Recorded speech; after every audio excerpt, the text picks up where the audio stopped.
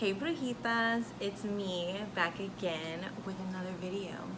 So today's video is going to be about your spirit guides, wanting to learn who your spirit guides are.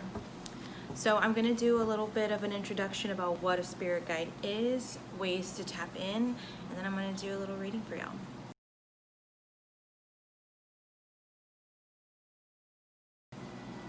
So you want to know who your spirit guides are, right? One of the easiest ways for you to find out is literally to ask. Have you actually tried speaking to your guides?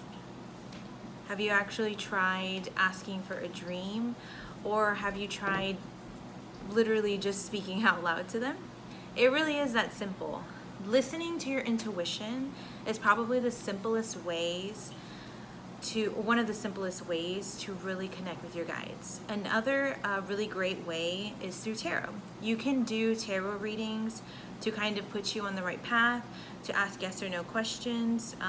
That's one way. You can also, what I really personally love, automatic writing.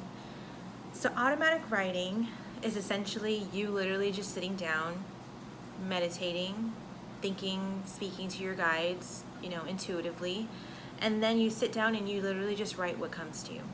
Don't second guess yourself, because I know you will, because I did it too. Don't second guess yourself, okay? Really trust your intuition, and if all else fails, you can always ask for a dream. Do some dream magic. Dream magic is probably one of the best ways that I personally connect with my guides, especially my ancestor guides that I'm not familiar with. If you guys don't follow me on Instagram, you should. If you're seeing this on Instagram, congrats, you're already here. But I do talk a lot about my dreams and my dream work and having dreams about my ancestors. Speaking to your family is another great way as well. Now, I do a ton of ancestor work, but not every spirit guide is going to be an ancestor.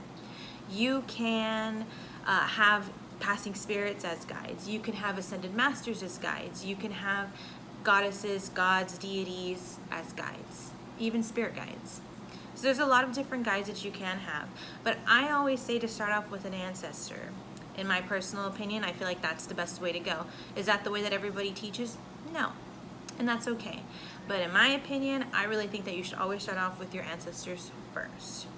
So I hope you found that helpful. At the very least, if you're interested in trying to connect with your spirit guides, that would probably be the simplest way. And don't forget, guys, it's not going to happen overnight. It's not going to. You're not going to meet all your guides in one night.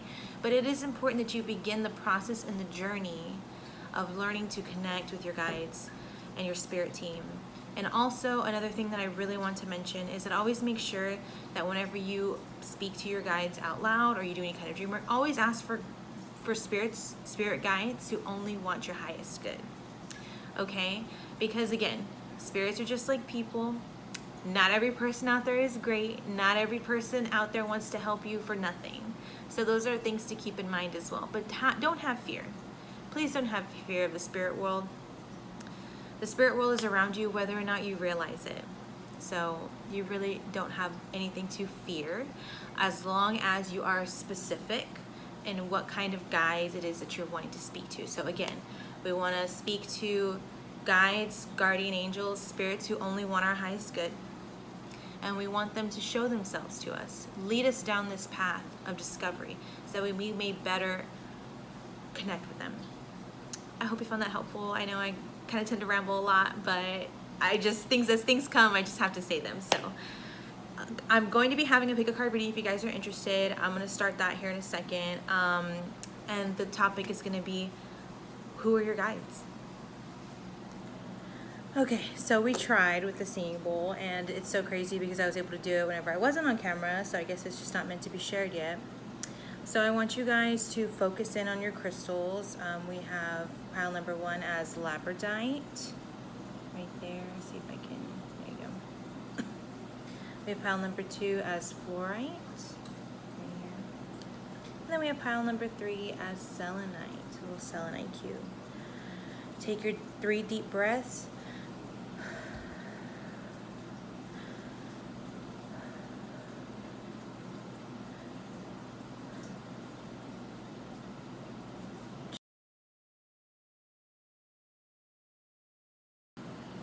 Okay, pile number 1 with the labradorite. This is your reading. So a lot of this is going to be based off the imagery. I just want you guys to know that. But these two. So I have here the 3 of Arms, which translates to the 3 of Swords, which talks about heartbreak. And then I have the Agent of Vials, which is translates to the Knight of Cups. So what these two talk about is heartbreak and then beauty, creativity, imagination, right? And I feel like for you, you probably meant this particular guide or spirit or what have you around a time of great heartbreak whenever you were trying to reinvent yourself. So I do get feminine energy off of this. This could be multitudes of guides or multitudes of deities, right? But I'm definitely getting some like goddess energy with this as well. It's definitely like the type of energy that's like a glow up, right? Does that make sense? Like, okay. So then I also have here the Ace of Wands, but it's depicted by the salamander, right? Salamanders are all about rebirth. So that kind of falls in line here with, you know, you go through this heartache, this trial, and now you're experiencing this period of creativity, of rebirth, regrowth, rechanging, reshaping the way that you're thinking, right? And so that's also depicted by the salamander. So if you're interested, you can try and look up some information about the salamander and see if that actually resonates for you. So this is still applicable even if you are male. Okay, just because you're a man doesn't necessarily mean you have to work with a god. Doesn't necessarily mean if you're a woman you have to work with a goddess, okay?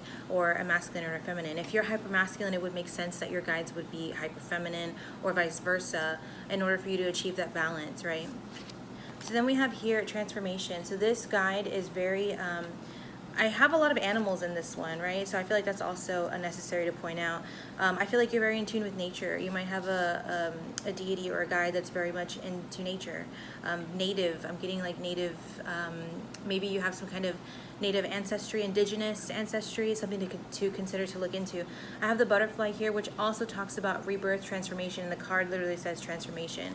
Really goes in line with that salamander, with everything that's been going, all the cards that we've been pulling, right? And then we have the dolphin, which is about happiness. Now, I don't know too much about dolphins as far as like being a totem animal, but to me, dolphins are very, first of all, they're able to breathe. They're mammals that live in water, okay? So you might feel like you're like an odd one out, like you just kind of don't really have your space, your place that you necessarily fit in, right? But that's not your purpose. And I don't know why this is coming to me. It's definitely channeled. Your purpose in life is to stand out, and you need to embrace that, just the way that the dolphin embraces the way that it is, because it has no other way of being.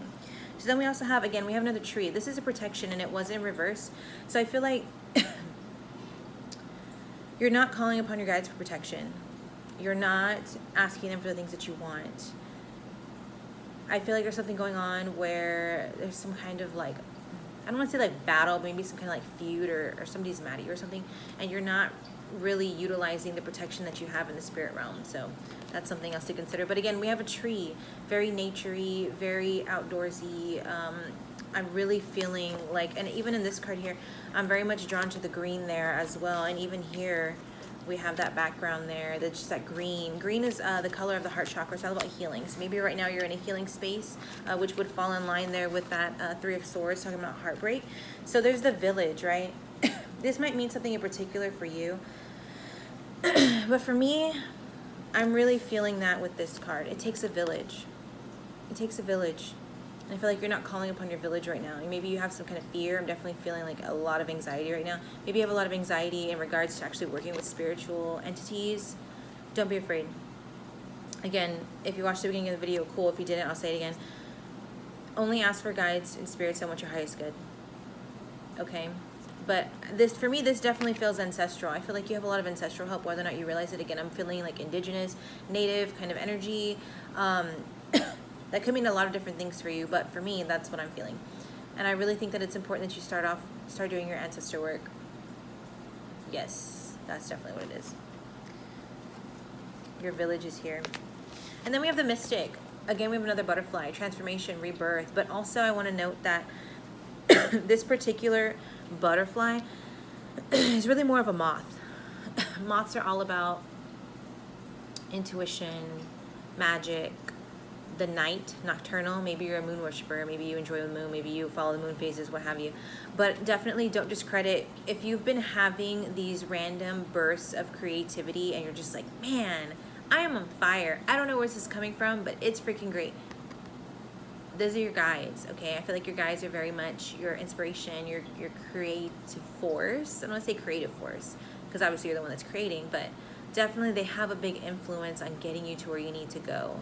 And if you're having trouble right now trying to manifest something, or you're needing something, you really just need, all you need to do is speak and call upon them.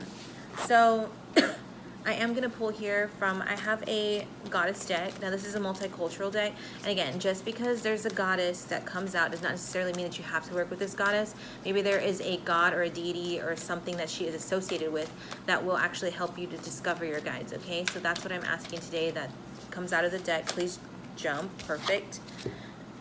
Fortuna.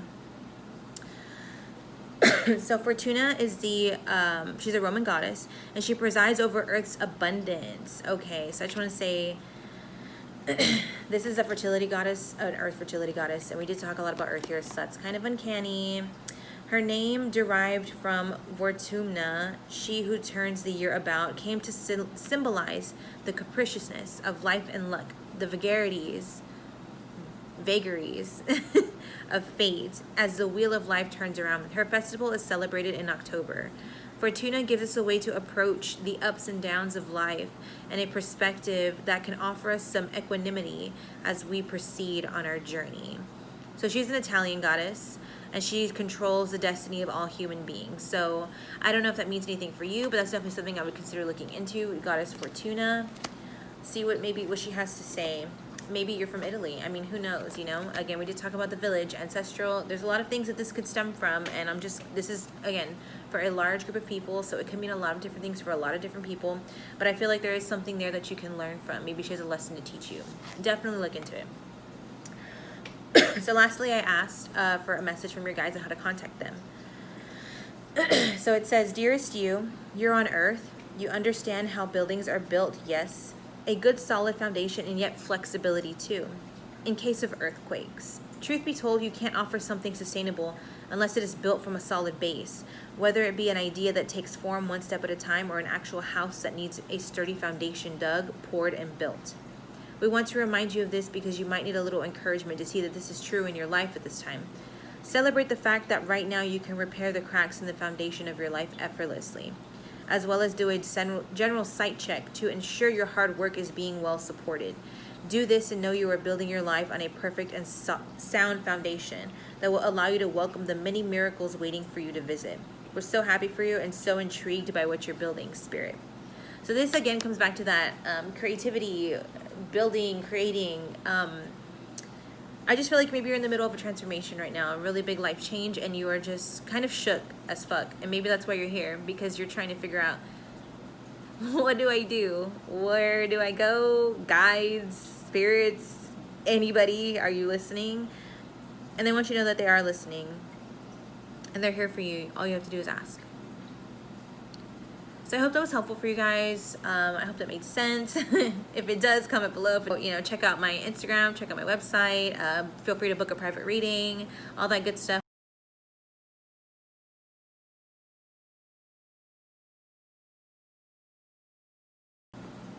Okay, pile number 2 with the fluorite. This is your reading.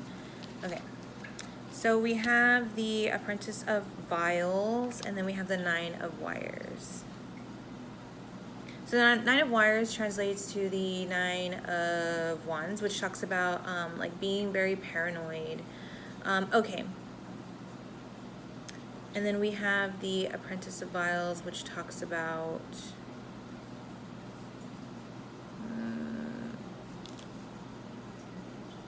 okay, doubting your intuition. I had to double check, girl. Okay. So here we have, for the imagery, so this is a sea nymph, right? Maybe you're very attached to the water, but I really just am focused on the woman here. I feel like this is definitely a feminine energy. But then I also have the 7 of Cups, which has the Loch Ness Monster on it, right? So maybe some kind of reptilian energy. But really, in my opinion, I feel like I'm getting mythological, right? Very, what's the word I'm looking for? Like mysterious. That's kind of the vibe I'm getting. Like nobody's ever actually seen the Loch Ness Monster. By the way, this is the Loch Ness Monster. So nobody's actually ever seen the Loch Ness Monster, right? There's very little we know about this creature. And I kind of feel like the same thing with one of your guides. So then I do have bird energy here as hex. So obviously I have an actual bird. And then I have simplicity. Right now, the white feather is often a symbol of angels. So I feel like you have angels in your spirit team. Definitely something to consider looking into a little bit more in depth. Maybe there's an angel that you specifically resonate, or maybe you kind of are heavily into the full Catholic tradition. Definitely got some angels on your team. Now birds are all about freedom, self-expression, things of that nature. And I will say that the Nine of Cups, not the Nine, the Page of Cups in reverse talks about, I'm sorry, the Nine of Wands upright talks about like being like on edge, being paranoid, feeling stuck is kind of the energy that I got from that, which would make sense that you would have the birds. Maybe this particular guide or totem animal is trying to teach you to kind of let go of some of that paranoia or some of that anxiety that you have, kind of let your hair down, right? I'm a mess today. It's retrograde. So then I do have the Underworld card here. It's potential that one of your guides could be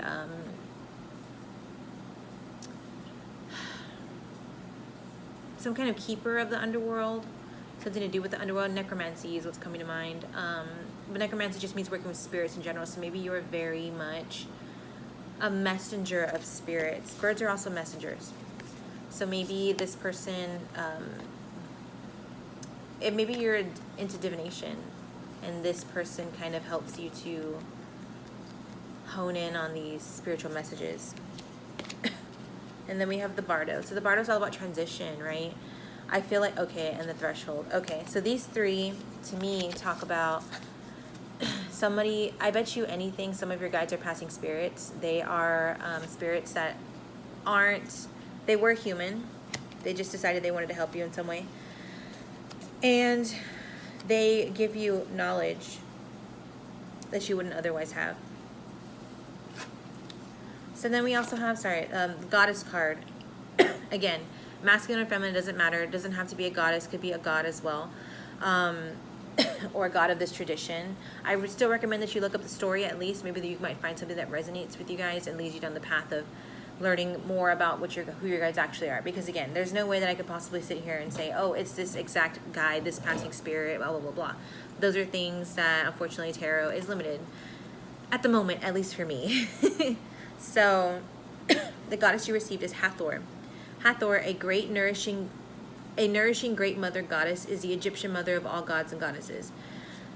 Usually portrayed as a cow, she is a sky goddess, the queen of the heavens. The sun emerges from her womb and the moon from her breast. She is the goddess of love, myrrh, beauty, and sensual pleasure, as well as the protectress of all women. And her other guise is shown here. She is the lady of the night and queen of the underworld. I'm scared. What? Okay. Let's see. With her lion's head, Hathor assumes the role of destroyer and giver of death. In her leopard skin, she is the goddess of fate and fortune and typifies the ferocity and swiftness of this animal, the night prowler and watcher. Hathor is a strong embodiment of the many sides of existence, creator, sustainer, destroyer. She encompasses them all. Hathor reminds us that we too must acknowledge all parts of ourselves that we might call destructive, and is sometimes necessary to allow our creativity and compassion to flourish. So yeah, that's really cool. Okay, so last one. I know I've been reading to y'all like all night. So let's see what this has to say. This is a message from your spirit team. Dearest you, we know everything in the universe is perfect, even in its flaws, and we view the creations of spirit in total awe. All is unique, yet part of a unity of experience. But the human experience is a little different from ours. We tend to have a specific standard for what you consider ideal, but this isn't serving you right now. So forget your idea of perfection and see through our eyes, allowing things to be as they are without judgment. Don't wait until a perfect moment or mood to start something. Instead, enter life. Oh my gosh, I don't know why I yawned. With all its flossomeness. You are exactly where you're supposed to be. Let others be who they are too, imperfect and human, simple or complex. Okay, we had the simple card here as well. It doesn't matter, for there is always something to discover, experience, and love. When you drop the need for an ideal, you uncover the real treasure, which is far more interesting and valuable. Loving you like crazy, Spirit. Okay, so I do want to talk about how, I kind of wanted to bring it back, how I felt like this Spirit had something to teach you in regards to letting your hair down and not being so like, you know, in your own head. So I definitely feel like that's like the lesson that your guides are trying to teach you right now. But I would definitely look into Hathor, but also look into other goddesses of the underworld. There might be something there for you. But yeah, you definitely have a lot of passing spirits that are helping you, that just enjoy your energy. They just enjoy being around you. Like, they just want to help you. And you bring them delight. I feel like you're very funny. Maybe not in the traditional sense, but you just kind of have a little quirkiness to you that I feel like, and a light. I don't know why that's coming to me, but a light that just brings spirits to you, but in a good way. So don't be afraid. So yeah, I hope that was helpful. Hope that made sense. If it did, comment below. Like, share, subscribe, whatever platform you see this on. And yeah, thanks for tuning in.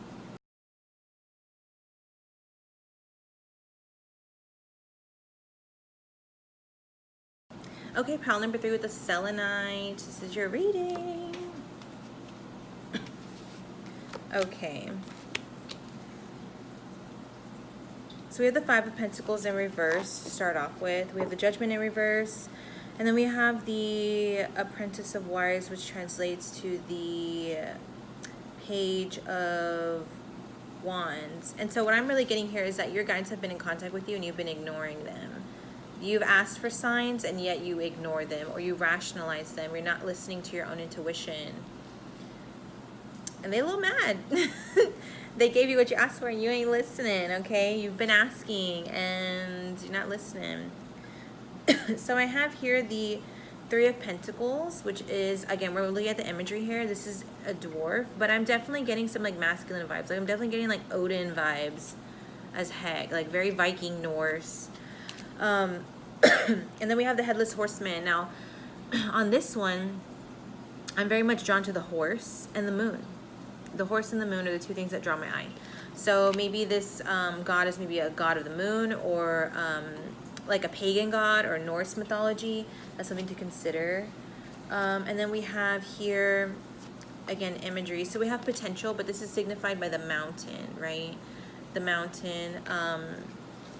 Maybe, ooh, this is interesting.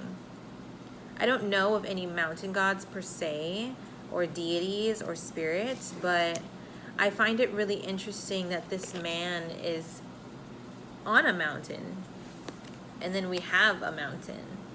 So I don't know if that means anything to you. It doesn't mean anything to me, but maybe it'll mean something to you. But we'll see as we go along, right? And then we have trust.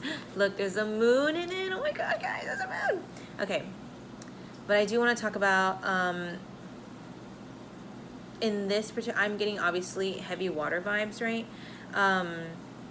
But I'm feeling like Hawaii. Like, I know that there's a palm tree and it's like super obvious, like of course I would say Hawaii, but I honestly think that this is actually like more Egyptian, but I'm just feeling Hawaii. So like maybe a Hawaiian god of the moon, or guys, I don't know all the deities in the world, but I'm just trying to give you general tips on where to start looking, right? Maybe you might want to start looking there. It's interesting that we have, ooh, and then we have okay, maybe it's not a mountain, maybe it's a volcano. Guys, I think it's a volcano. What? Okay, now I'm kind of scared. I'm kind of scared, guys. Okay, so then we have the bridge, right? So I don't know what that means, but we'll keep going. We have Eros, lust. And then we have the medallion, right? So medallion talks about the physical manifestations of things.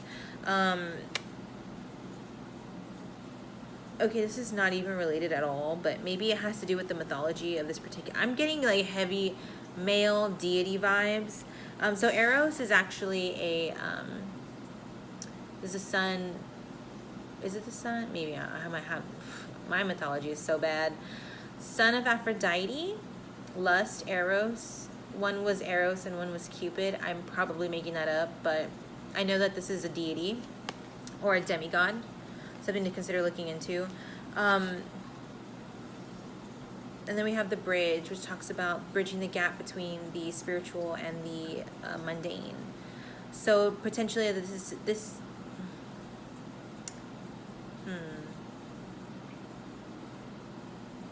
wow, guys. It's just a very interesting energy that I'm feeling. I feel like this particular guide, whomever this may be, if you're trying to manifest something in your life right now, something tangible, they will help you with that. All you have to do is ask. They will literally hand it over to you. Whatever you want. I don't know why, that's just something that came through randomly. You know how I do. Everything's intuitive. So, so then I did pull a card for you guys. So I'm going to butcher this, and I'm so sorry. Yeah, so this is, I'm not even going to try. I'm so sorry. My instructor would be so upset because we read these all the time, and I'm still really terrible at it. So this is a Toltec Earth Mother. Okay, so we have another Earth. The goddess of carnal, oh my gosh, the goddess of carnal love and pleasure. Like Kali in India, she is portrayed as a horrible, devouring figure, yet is also honored as a moving, creative principle. Sometimes she is pictured as four sisters, the four ages of women, who are present at the crossroads of one's life. Y'all, I'm scared. She is best known as the eater of impurities. Once in a lifetime, a person confessed her worst deeds and sins to her, holding back nothing. In return, the confessor received absolution. No impurity or defilement was too great to be forgiven. She is that deep part of ourselves that we fear because it is so powerful and unfamiliar. Yet when we touch her, through her fearsome countenance, we find absolute mercy. She is proof that anything that can overwhelm and destroy us also has the power to heal and grant forgiveness. So it's like whenever a volcano erupts, guys, it clears everything in its path and destroys it. But then it's also capable of creating mountains and islands of immense beauty like Hawaii. Guys, I'm scared. Oh my gosh, this is so cool. It's funny because I get just excited because I literally have no idea what's going to happen in a reading ever. But yeah, you know what? I think that this is for some of y'all, this is legit, like the deity that's coming through, and she wants you to start doing your thing. Okay, so I'm gonna actually put that in the description for this one, but I'm really excited, y'all. If y'all have any kind of indigenous South American roots, this is definitely for you. I don't know, I'm really excited. The energy in here is great. So it says, dearest you, we're a chatty bunch over here, always talking about how to support you in your life's journey. We communicate to you through the language of oracles, dreams, signs, metaphors, and omens. In your life on earth, however, clarity in your communication is essential to being understood. You don't speak in symbols, and if you did, you would definitely confuse things. Right now, you're facing a situation in which you're being asked to have integrity, be clear, and learn how to ask for your needs to be met. The first step is to admit out loud that you have needs. The second step is to ask out loud for them to be met. Ask for what you want and you will receive it. Gosh, that's so crazy. And the third is to allow the other person, organization, or even us to answer you. When you follow these steps, you can most definitely expect an answer. In your favor, affirmative, we say. Loving you so very much, Spirit. Ooh, I'm like, okay, this was nice, guys. But I did feel masculine and feminine energy here, right? And I did feel multiple energies here. So I do feel like you guys do have other guides, but these are just the ones that are coming through the most. But I don't know, something about Hawaii, y'all, that I just really feel like look into some Hawaiian mythology, anything to do with the moon, mountains, volcanoes, and I am just, wow, I'm blown away right now. Oh my, damn, I'm good. Thank you guys so much for tuning in. I hope that was helpful. I hope that made sense. If it didn't, I'm really sorry. Maybe this one isn't for you. Go back and check the other piles. If you felt called to them, or maybe you have multiple piles. I mean, that's another thing too. Take what resonates. So like, share, comment, subscribe, whatever platform you see this on. And thank you guys so much.